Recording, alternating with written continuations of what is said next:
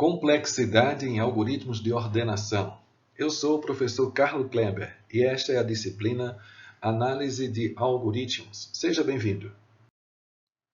Aí está o sumário que seguiremos. Nosso principal objetivo é explorar formas de resolução de complexidades algorítmicas expressas por meio de recorrências, considerando algoritmos rápidos de ordenação.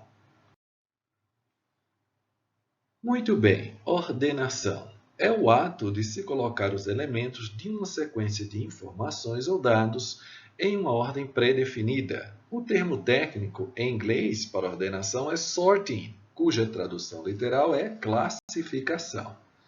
Dado uma sequência de N dados, o problema de ordenação consiste, pois, em estabelecer uma ordem entre esses dados, baseando-se em alguma característica comum associada aos mesmos. É uma operação de grande importância teórica e prática. Torna a operação de busca eficiente.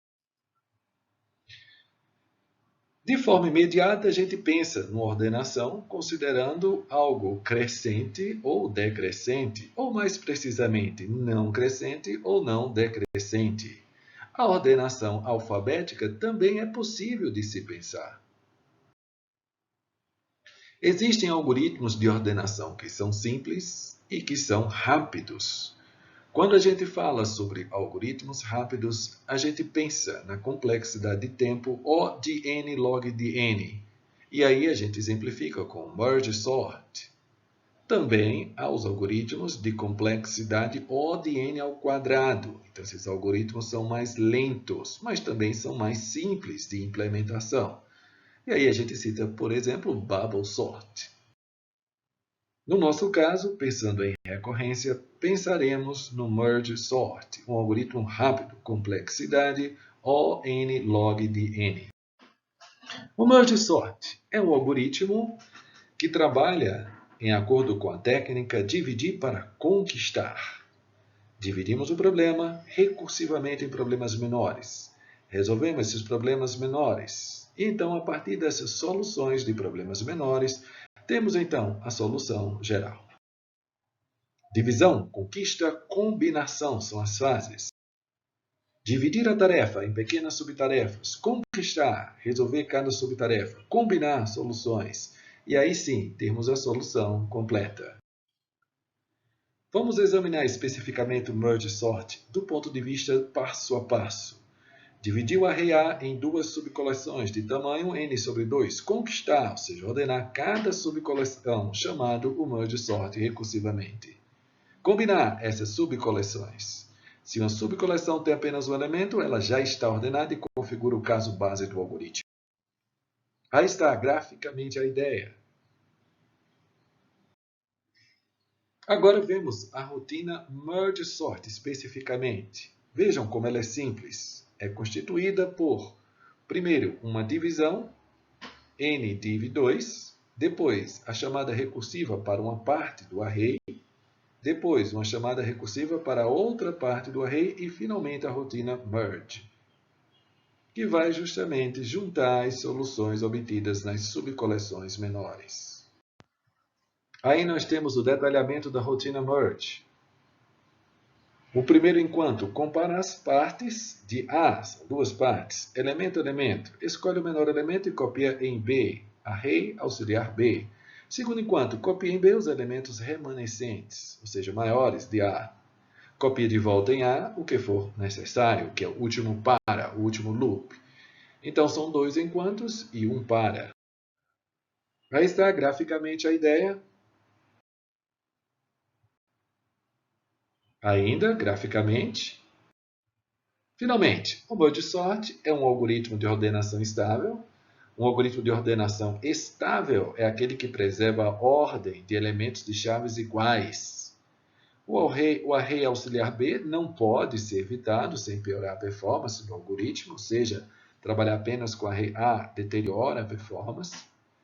Devido ao overhead de recursão, pode-se pensar alternativamente no emprego de algoritmos mais simples, por exemplo, bubble sort.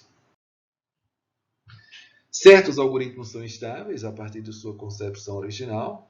como merge sort, porém é possível implementar um tipo de estabilidade artificial. Por exemplo, numa comparação de dois elementos de mesma chave, pode aplicar-se uma comparação adicional para verificar se a ordem original dos elementos associados foi mantida. Claro que existe um custo adicional.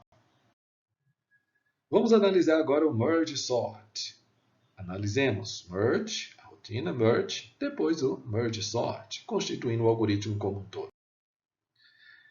Rotina merge. Cada chamada mescla um total de n elementos. Há 3 laços, 2 enquantos e 1 para, conforme havia completado. O interno a cada laço, cada interação executa um número fixo. O total de interações dos 2 primeiros laços não pode exceder n. O total de interações do terceiro laço não pode exceder n. Vemos então que no máximo temos 2n interações que resultam em O de n. Agora e o merge sort? Admitamos que T de n representa a complexidade de tempo de pior caso do merge sort. Para n igual a 1, o tempo é constante, então T de 1 igual a 1. Para n maior do que 1 é quando justamente ocorrem as chamadas recursivas. Uma valendo n sobre 2 e a outra valendo n menos n sobre 2. Aí está a notação de valor piso. E o merge, conforme nós já vimos, executa n operações. Então, a complexidade total seria T de n é igual a T de n sobre 2, mais T de n sobre 2, mais n. Vimos, então, que o merge sort, como todo o algoritmo, considerando ele como um todo, resultou nessa fórmula. T de n sobre 2, mais T de n sobre 2, mais n. Bom, para resolver tais problemas, conforme sabemos, temos 3 técnicas: substituição, iteração e teorema mestre. Substituição. Vejamos como o T de n se comporta para alguns valores de n. Aí está. Podemos então vislumbrar que, como o algoritmo opera dividindo os intervalos sempre por 2, um padrão de comportamento pode emergir para valores de n iguais à potência de 2, conforme pode ser observado. Ou seja, para potências de 2, temos então esta expressão que está sendo mostrada aí embaixo. N log de 2 de n mais n. Mas veja que isso é um palpite que observamos a partir do comportamento através das substituições que fizemos. O que sabemos de fato, na verdade, é esta fórmula de recorrência. Então, eu preciso provar que esse palpite está correto. Farei isso através de indução. Vamos seguir então com a prova. Primeiro, vamos nos livrar dos arredondamentos, provando apenas para valores de n iguais a potências de 2. Esta hipótese simplificadora se justifica, pois o algoritmo não se comporta de maneira significativamente diferente quando n não é uma potência de 2. Portanto, temos, aí está, conforme vocês podem ver. Então, vamos provar por indução que, para n igual a 1, ou qualquer valor de n que seja potência de 2, temos T de n é igual a n log de n na base 2 mais n. Caso base, n igual a 1, está correto, pois o resultado equivale ao resultado obtido na recorrência. Temos então aí a hipótese para n sobre 2, pois se n é potência de 2, n sobre 2 também é. Podemos inclusive admitir que é verdade para qualquer potência de 2 igual a n' menor do que n. Então temos. E no caso geral, substitui-se o resultado da hipótese na recorrência, chegando a n log de n mais n. Conclusão, o resultado obtido coincide com o palpite, está então provado. E se for por interação?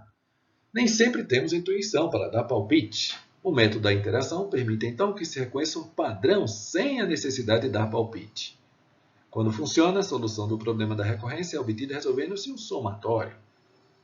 O método consiste esquematicamente de algumas iterações até observar alguma lei de formação, depois um somatório que redundará dessas interações que iremos fazer, resolvendo-se então os termos recorrentes por fórmulas que vêm envolver apenas os casos bases. É isso. Retomando então a expressão geral, no primeiro instante vamos utilizar T de n sobre 2. Vamos fazer a substituição recorrentemente até alcançar essa expressão 2 elevado a k, t de n sobre 2 elevado a k mais kn. Lembramos então que no limite, que seria a tentativa de chegar no caso base, a gente deve atingir t de 1. Bom, para termos Então, a fórmula anterior expressa em termos de t de 1 é preciso que n sobre 2 elevado a k convirja para 1. Isso só acontece para k igual a log de n na base 2. Então, fazendo a devida substituição, nós vamos obter exatamente n mais n log de n na base 2. Veja que chegamos à mesma fórmula do método da substituição, mas agora sem chutar. Lembre dessas relações matemáticas que estão sendo postas, podem ser bastante úteis. Temos aqui um outro exemplo, uma atividade extra-classe, cuja resposta já está aqui apresentada. Exercitem.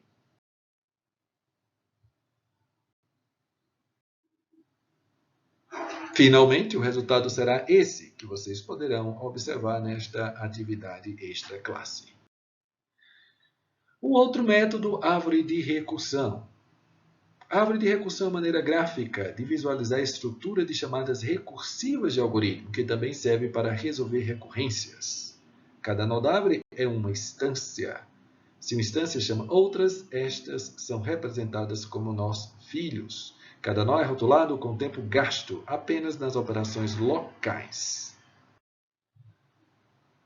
Com chamadas recursivas, nós teríamos isso para o algoritmo Merge Sort, e sem chamadas recursivas, nós temos o que está indicado no slide à direita. Aí está a árvore. Veja que o processo torna-se intuitivamente mais simples, graficamente mais simples.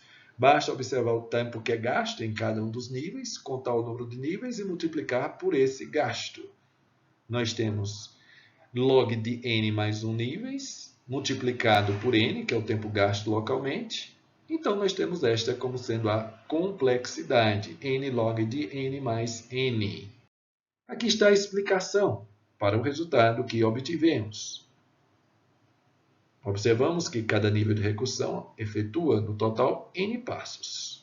Como há log de n mais 1 níveis, o tempo total, então, vai ser esse valor multiplicado por n, que resulta em n log de n mais n, o mesmo que encontramos para o método da interação. Mais um exercício extra-classe. Aí está a árvore e a complexidade que vai ser identificada. 4 de n ao quadrado menos 3n elevado a log de 3 na base 2. Exercitem. E o teorema mestre simplificado. Podemos observar que as fórmulas de recorrência provenientes de algoritmos do tipo dividir para conquistar são muito semelhantes. Tais algoritmos tendem a dividir o problema em A partes iguais, cada um de tamanho B vezes menor que o problema original, quando, além disso, o trabalho executado em cada instância da recursão é uma potência de n, existe um teorema que nos dá diretamente a complexidade assintótica do algoritmo. Em outras palavras, o teorema mestre, em sua versão simplificada, pode resolver recorrências cujo caso geral é desta forma. Então, temos o caso 1, caso 2, caso 3, em função dos valores numéricos de A e de B. E a correspondente complexidade já determinada. Aqui apresentamos alguns exemplos. No Merge Sort, aquilo que obtivemos, veja que é exatamente o que obtivemos através dos 3 métodos que examinamos, mais a árvore de recursão. No exemplo 2, uma expressão genérica, e também no exemplo 3. Sendo que no exemplo 3, o teorema mestre não se aplica em função dos valores que foram observados para A, os condicionantes. Os 3 casos do teorema mestre podem ainda ser entendidos como as 3 maneiras de distribuir o trabalho naquela árvore de recursão, aquela forma gráfica, né? No caso 1, o trabalho está concentrado nas folhas. No caso 2, o trabalho é dividido igualmente entre os níveis. E no caso 3, o trabalho é concentrado nas raízes. Deixamos aí uma pequena tarefa extra-classe. Desenhe, então, uma árvore para cada caso acima, em acordo com uma dada recorrência imaginada por você, para exemplificar o entendimento acima. Não esqueça de informar a resolução da recorrência ao final. E o Quicksort é um outro algoritmo de ordenação considerado rápido, mas ele tem uma peculiaridade. Vejam só. O Quicksort é provavelmente o algoritmo mais usado na prática para ordenar arrays. Sua complexidade de caso médio é n log de n. Sua complexidade de pior caso é n ao quadrado. Mas a probabilidade do pior caso acontecer fica menor à medida que n cresce. Sobre o quicksort, o passo crucial é escolher um elemento que sirva de pivô. O quicksort pode se tornar um algoritmo de complexidade de pior caso, n log de n, se escolhermos sempre a mediana como pivô, usando um algoritmo que seleciona esta mediana em O de n. Neste caso, entretanto, o algoritmo quicksort acaba tendo um desempenho ruim na prática, pois quando n cresce, a adição de tempo para escolher a mediana torna-se intolerável. Aqui tem uma breve explicação para aqueles que não lembram o que é mediana. Bem, vamos lá para o quicksort. Ele utiliza como base um algoritmo de particionamento. Particionar um array em torno de um pivô x significa dividi-lo em 3 segmentos contíguos, contendo respectivamente todos os elementos menores que x é o pivô, aqueles igual a x ou iguais a x e aqueles maiores do que x. Então, vamos então definir uma função partição, que divide o array A em n elementos indexados a partir de i. Como pivô, a gente escolhe um x, e a rotina, então, vai retornar m, que é o número de elementos menores que x. Então, essa rotina tem esta função, retornar o valor de m, que é o número de elementos menores do que x. Assumimos também que o array tem todos os seus elementos distintos, logo, ao final da chamada, os segmentos são.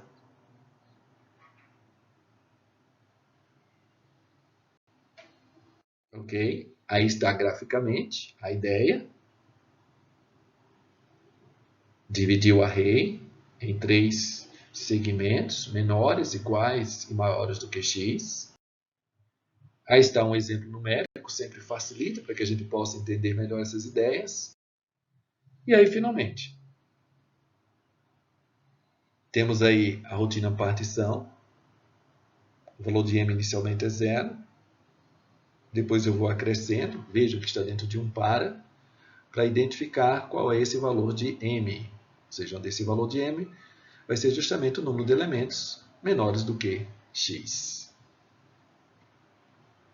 Onde x é o nosso pivô. É fácil ver que o algoritmo partição tem complexidade de pior caso O de n. Se quisermos escolher outro elemento como pivô, o de índice k, digamos, basta trocar de i com a de k, o quicksort funciona particionando o array recursivamente até que todos os segmentos tenham um tamanho menor ou igual que 1. Na prática, utiliza-se um pivô randômico. Prova-se que isso garante complexidade de caso médio, n log de n. Já a complexidade de pior caso, como já mencionamos, continua sendo n ao quadrado. Aí está o quicksort. Então, enquanto n for maior do que 1, o que eu vou fazer é escolher um pivô randômico, trocar esse elemento com esse pivô randômico, definir m, ou seja, o tamanho, o número de elementos que seriam menores do que o meu pivô, o valor do meu pivô, aplicar o quicksort nesses elementos menores e também aplicar esse quicksort nos elementos que são maiores, e fazer isso recursivamente. Vamos analisar? Admitamos que t de n representa a complexidade de tempo de pior caso do quicksort. Para n igual a 0 ou 1, o tempo é constante. Como estamos desprezando fatores constantes, digamos que t de 1 igual a 1, t de 0 igual a 1. Para n maior do que 1, a rotina vai chamar a si mesma recursivamente, valendo m ou n menos m mais 1, e partição, que executa n operações. Portanto, para n maior do que 1, nós temos esta expressão, ou seja, uma recorrência. A análise de pior caso do algoritmo resulta, pois, na recorrência. Para o pior caso, a pergunta é: qual o valor de m maximiza t de n? Neste caso, a resposta é m igual a 0 ou n menos 1. Vamos fazer t de n ser igual a n ao quadrado. Vamos mostrar isso? Se m igual a 0, a recorrência se reduz ao que está sendo apresentado no slide. Como trata-se do pior caso, vamos desprezar o valor constante t de 0 igual a 1 e vamos utilizar a árvore de recursão. Com chamadas recursivas é o que temos à esquerda, sem chamadas recursivas é o que está mostrado à direita. Aí está a árvore de recursão, então fica fácil ver que, de fato, a complexidade vai para n ao quadrado. Faremos o mesmo agora, para m igual a n menos 1. Novamente, se fizermos a árvore de recursão, vamos ver facilmente que a complexidade fica novamente em n ao quadrado. E se escolhermos n sobre 2? A formulação de recorrência fica igual do meu de sorte, significando então que a complexidade vai ser n log de n.